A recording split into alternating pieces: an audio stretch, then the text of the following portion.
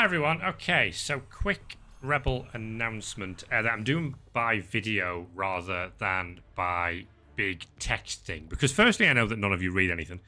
But secondly, it's just easier for me to demonstrate exactly why we're making the change that we've made. So the headline is that your fixture list in Rebel.net will change from round 3 or round 4, depending on where you are in the division and depending on whether your division has a bye week. So this is all related to the way that Blood Bowl 3 generates fixture lists, which is a very basic algorithm. We can demonstrate it here with the G-Man Division 3A fixtures. So if you look at the team in the top left, Big Uns Brickslingers from Ashen Acrobat, that team are in that top left slot for the entire season. So every single round of the season, they do not move from that position in the top left of the standings. What happens then is that all of the other teams rotate around in effectively a clockwise fashion. So if you look at where Crystal Hunter is here, he starts in this position. He then moves to the top right to face Ashen Acrobat in week 2, and then he moves down 1 to face me in week 3, and so on and so forth. So all of the rest of the teams in the division just cycle round in a circle. So if you're on the right-hand side, an away team, each week you move down 1 space in the list. And once you get to the bottom, you move over to the left. So you'll see that the 20 Minotaurs here are the bottom right team. And then the next week, they move over to the bottom left, and they're the home team. And then you climb back up the left-hand side. And Ashen Acrobat doesn't move. Now, this is the most basic way to put together a fixture list. And I imagine that this is why Cyanide have taken this approach. It is effectively the method of least resistance for producing a fixture list. The problem is that it runs into 2 big problems for our league. The first of which is bye weeks. So if I go back to the main things and I pick up a division I know has got a bye week is Big O Division 1. Now, the ideal scenario is that we lock the bye week in this top left spot where Coke Guy is. Then the bye week wouldn't move, and all of the other teams would cycle into the bye week one at a time, and there wouldn't be an issue. But this has a practical challenge because often we don't know where there are going to be bye weeks in divisions. We put the division together. Sometimes we build it with a bye week thinking we might fill the slot, and then that slot doesn't get filled, and then there's a bye week. Other times, it might be someone doesn't take a ticket or we get a dropout, so then we have to add in a bye week later in the season. So it's impractical for us to always lock that top left slot with a bye week team. It hasn't happened in Big O Division 1. And what we can see, we're looking in particular for the Banhammer United admin team. So they start in this position and they face Misspelled Tree.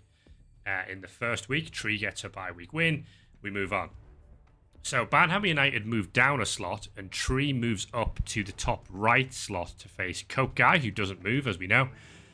Then an interesting thing happens. So if you follow Tree, because Tree is always 2 spots behind this admin team, it means that every match that Tree plays in the season directly follows a team that has just had an admin result. So you'll watch that Masters of the Universe on the left here will move up 1, Tree will move down 1, and then Tree has faced a team that has just had a bye week, which happens here. Then the next one is Ghouls Gone Wild, who have got the bye week. Banhammer United will move down, Tree will move down, Ghouls Gone Wild will move up, and it means that Tree faces the team who's got the bye week. And this repeats for the entire season. So Richard's Castlemania faced a bye week, and then Tree faces Linen's team. Then Banhammer United face Metal, and sure enough, next week Tree faces Metal, and then Foot Clan Fighters, and so on. So for the entire season, Tree is always playing against teams that cannot have MNG players for her matches, and this is pretty unfair. Now, there's nothing we can do about this with the in-game tools. But there is something we can do about this with Major Byte, because he's a genius. So, the second point I was going to make is that even in divisions where we don't have a bye week, this is still an issue on a fixture list, because if you're following around a kill team, for example, say you're following around a dwarf team with a lot of mighty blow, regardless of that dwarf team's results, if they are applying a lot of MNGs to other teams, then you're going to follow into those matches with teams that are always missing players, and it's not balanced. So we're going to try and fix it.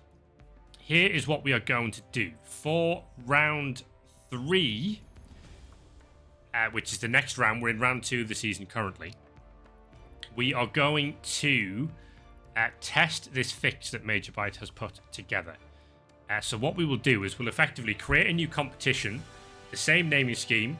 It's the same thing we do for clan. So it's the clan bot that we're going to repurpose for this. So the name of the competition would be Big O Division 1 Round 3, for example.